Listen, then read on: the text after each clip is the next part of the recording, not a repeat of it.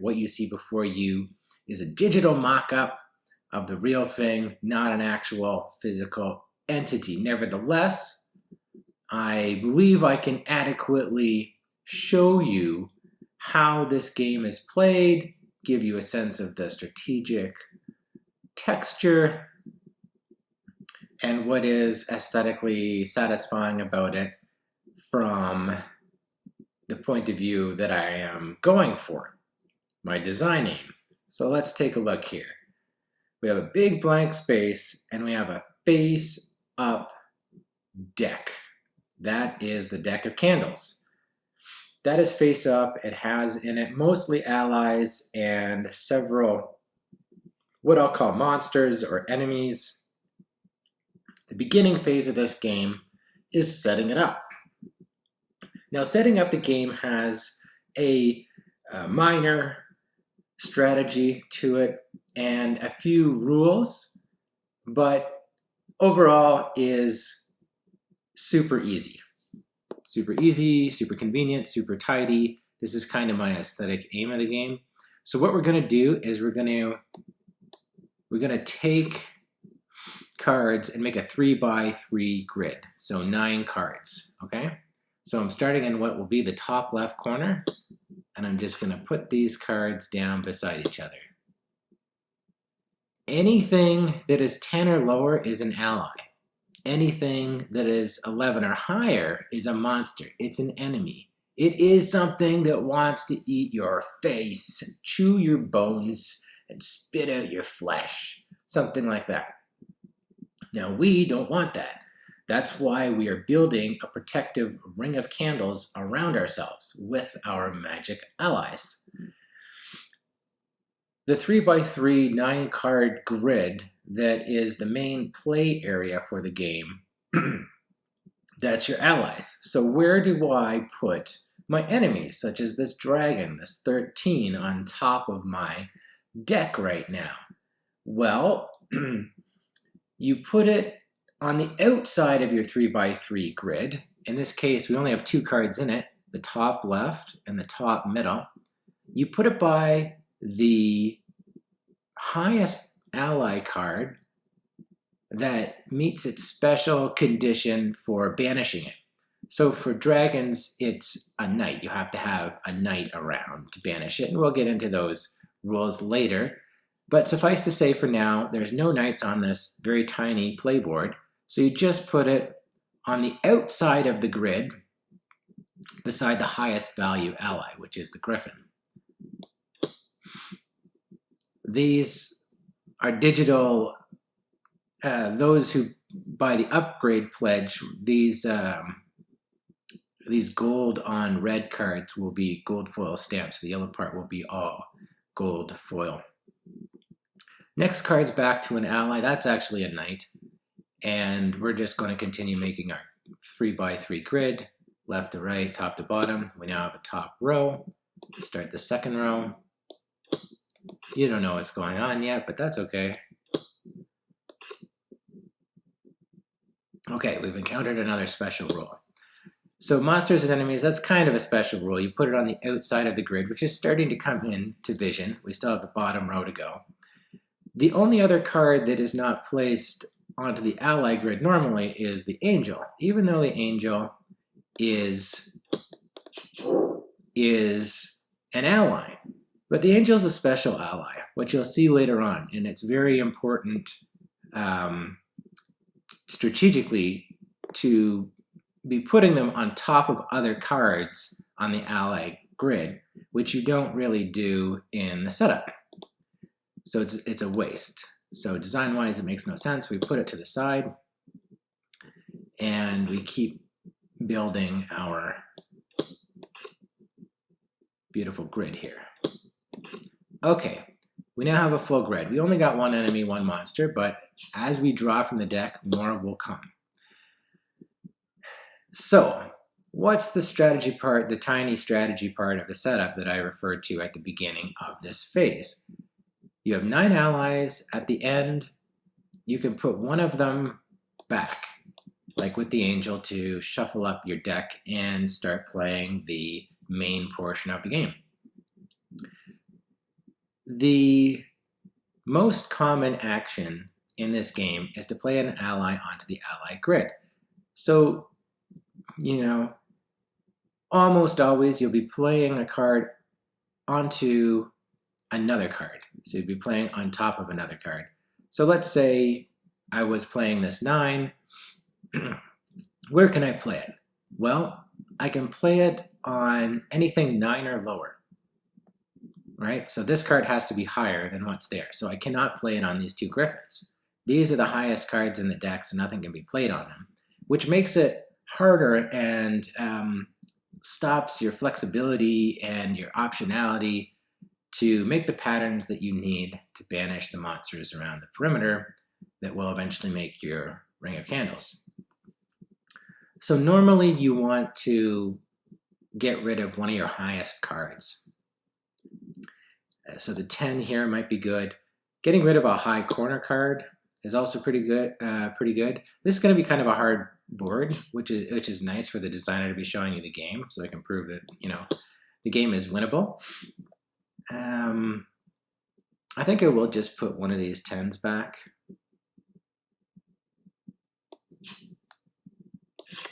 The angel goes back. I shuffle up the deck. And we start the main portion of the game. And first thing we get is another enemy, another monster that's going to come around the perimeter. So this goes next to a certain card. It goes next to the highest card that helps to meet its condition. So this is a harpy. 4 harpies, 2 of the 3 cards in the rower column leading to it, in order to get rid of it, have to share its color, in this case black. Now this is an interesting case because we have 3 8s, the highest cards here. 2 of them meet the condition.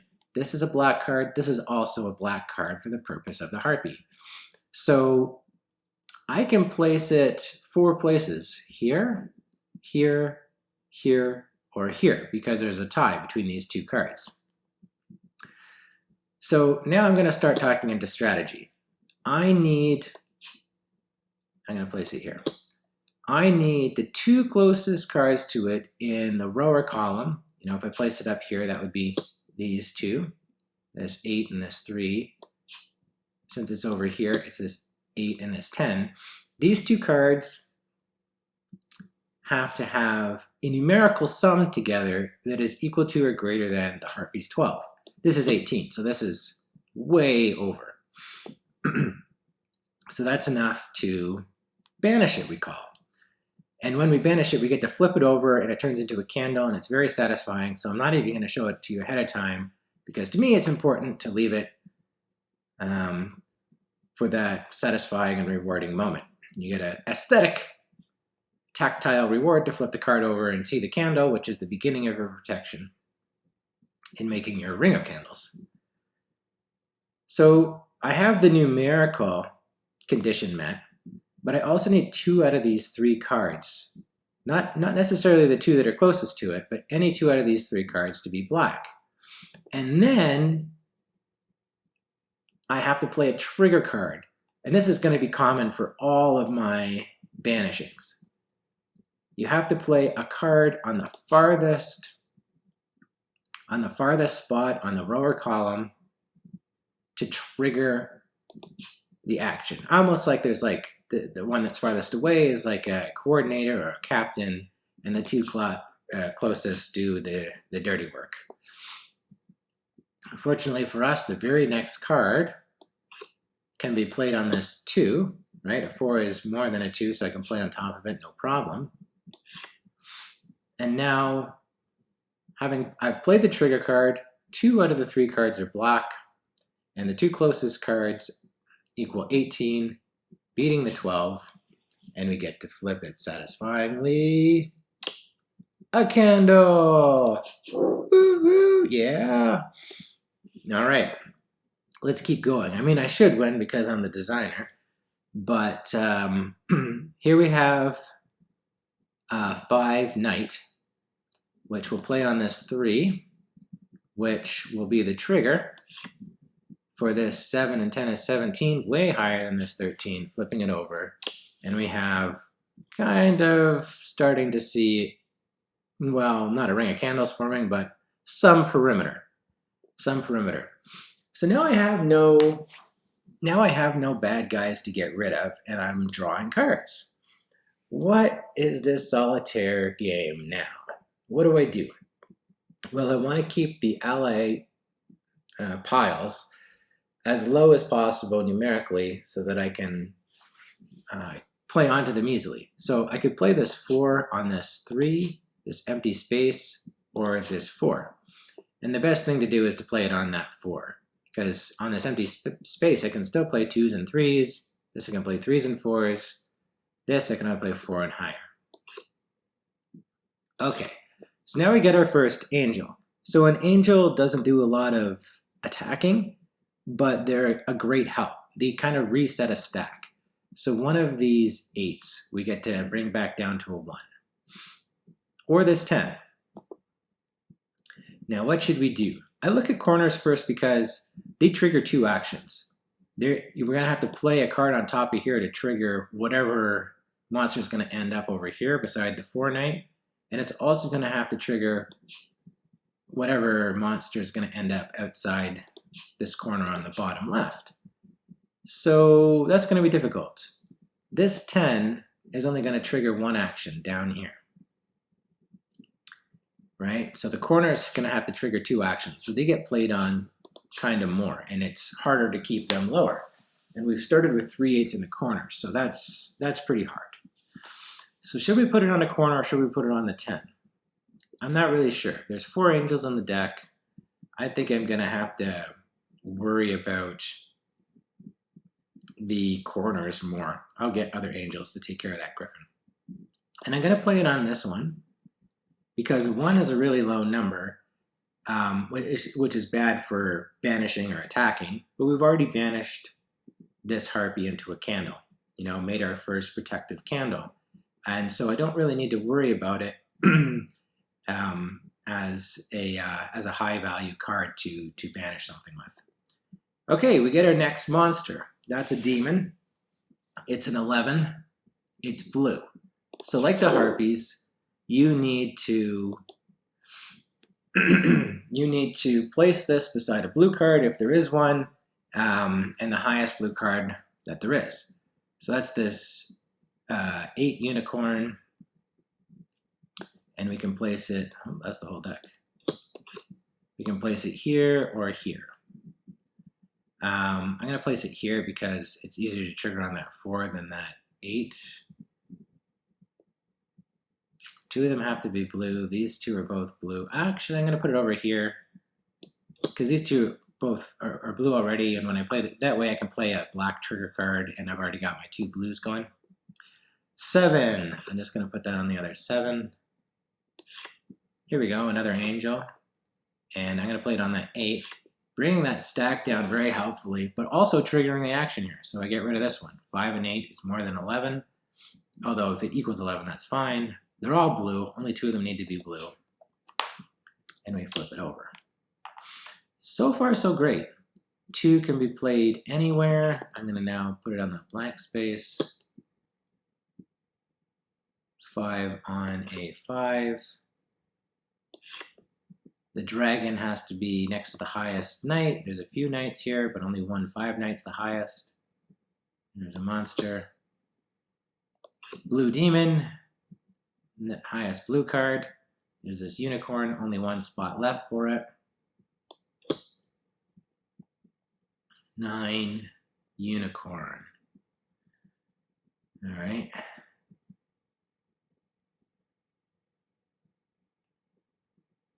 Seven and 5 is 12. It's going to take me a little bit to trigger that one because I don't have the 13 yet. 8 and 2 doesn't quite cut it. I guess I'm going to play this 9 on this 8 so that I have 11 here, and this is 11, so I can eventually trigger it by playing something here. 2 and 9 is 11. Another 2, I will place it on this 2, which is nice because it's blue. I need 2 out of these 3 to be blue, and my trigger card might be blue, might be black, or red, and which doesn't help. But now it doesn't matter because these two are blue. Harpy, highest blue. So that's the highest blue, but there's no spot around it. These diagonal corners are not part of the game. So it's this 4, and I'm going to put it on this side. We have that helpful angel there. You see, if I put it up here, I have to trigger something on that 9. It might be black, you know, and then this has a hard time. I don't know. This already has 14, 1 blue. We just need any blue card here, and we will get rid of that one. Highest available knight. That's this 4, I guess. That one might be hard to get rid of because we've got 2 and 4 is 6 against the 13. That's got a long way to go. All right, 9, and it's black. This is only 12, and I need a 13, so I'm going to put a 9 here. And now that's 14, which will beat that dragon for whenever we can get another griffin to play on there or an angel. 4. You can draw 1 card to see your next card, right? Because this is the card that you hold in your hand. That's the face-up deck. This 4 on another 4 will trigger the action of this. Let me put this down. It's 2 and 9, remember, equals 11. We set this up earlier. We're just waiting on the trigger. Now we have it. Play a 4 and a 4. Flip a Rooney.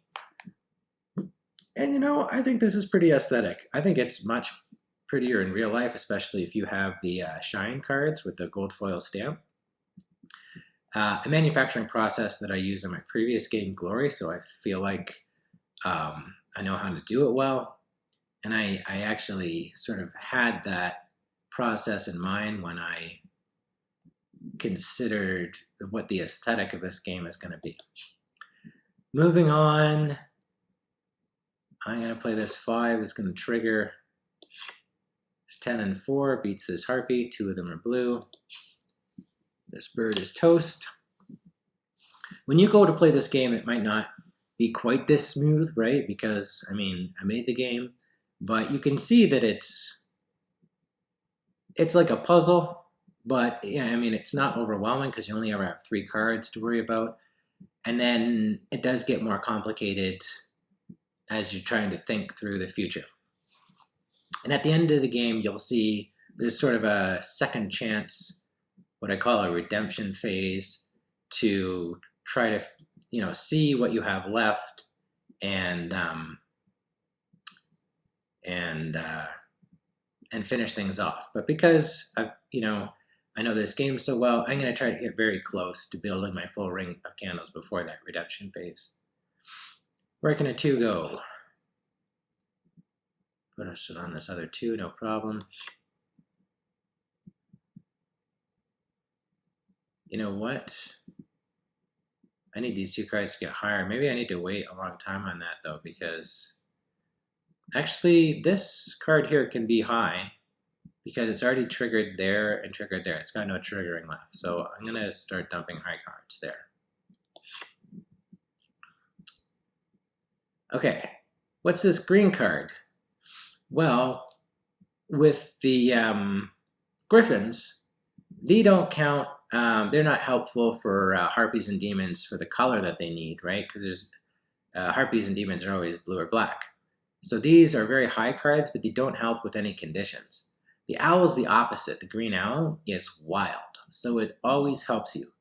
It is a knight when you need it for the dragon. It's blue when you need it. It's black when you need it. It's whatever you want it to be. And on one turn, you could use it as one thing. On another turn, it could be a totally different category, whatever you need in the moment. There's 4 of most cards in the deck, but there are 3 griffins and 3 owls. So there's a limited number of these. They're not like angels where you can play them anywhere, though. So I'm going to play that here. So a 7 and a 6 is now 13, and this counts as a knight for the purpose of the dragon's condition. An angel, this is perfect.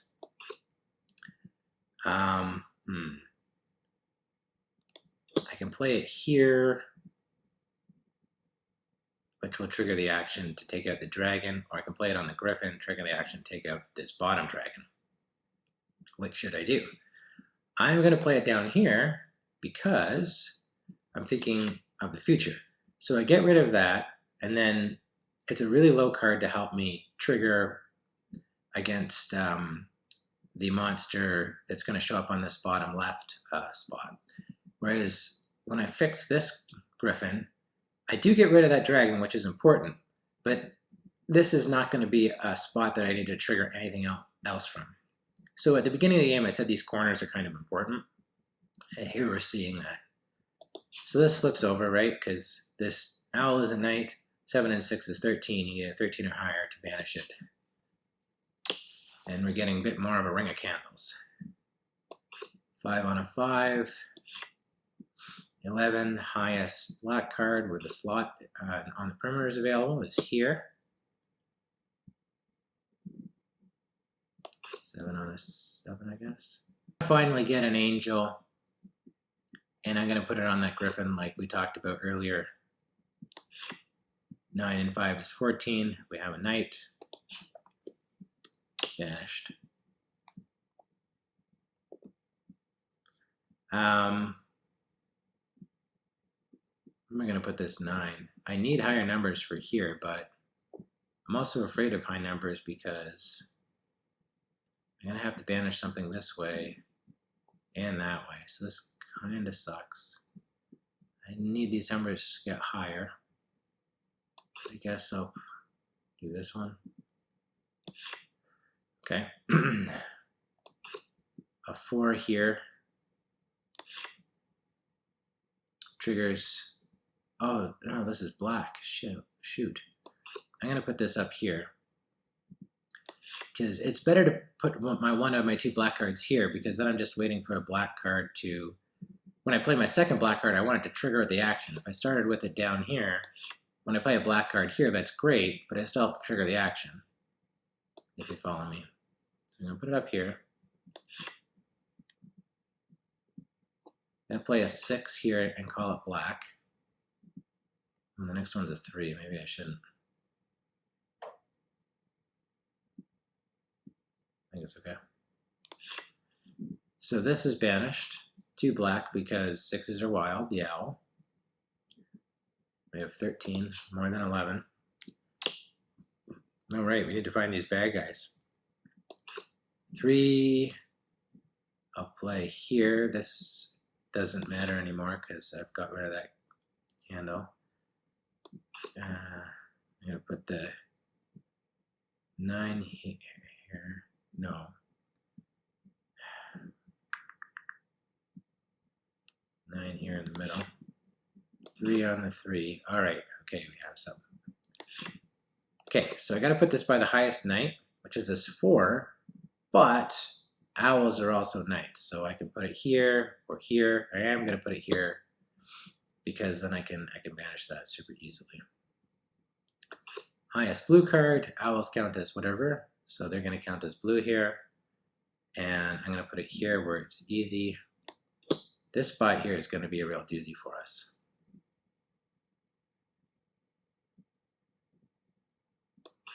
I could trigger the action, but instead I could really use this 8 here. These are both blue, so I just need any card because that one's so low. That angel, thank you, angel. This goes beside highest black card. I'm going to put this here. Okay, now we have we've got a full deck Ring of Candles display going here. And so we have 4 more monsters we need to flip over to make a full Ring of Candles. So that night's going to be a problem.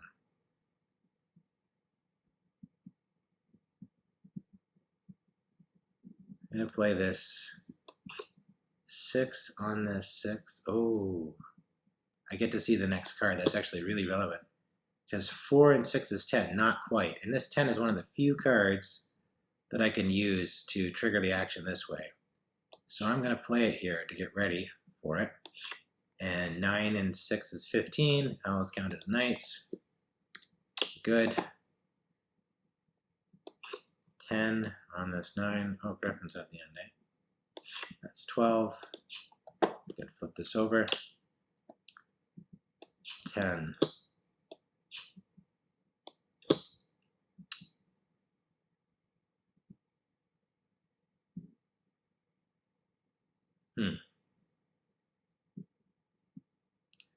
Well, when I go into the redemption phase, I just need to play anything here, and this will go. So I think I've won here. I'm going to play this 10 over here, triggering this for 15, and 2 black, because the 9 and the owl is wild. Flips. Now, I've got 1 left. I don't have a full ring of candles. So the redemption phase goes like this. You can pick up any one full pile off your ally grid. Shuffle it and play it out. If that's too hard, you can play it all like a hand. But by the book, it is you pick up any pile, shuffle it, and you play it on. So here we're already set up. So we knew we were going to win. Play this 5 on this 1. We've got 2 blue because 6s are whatever you want them to be. We've got 14. And look at this. We've got a full ring of candles.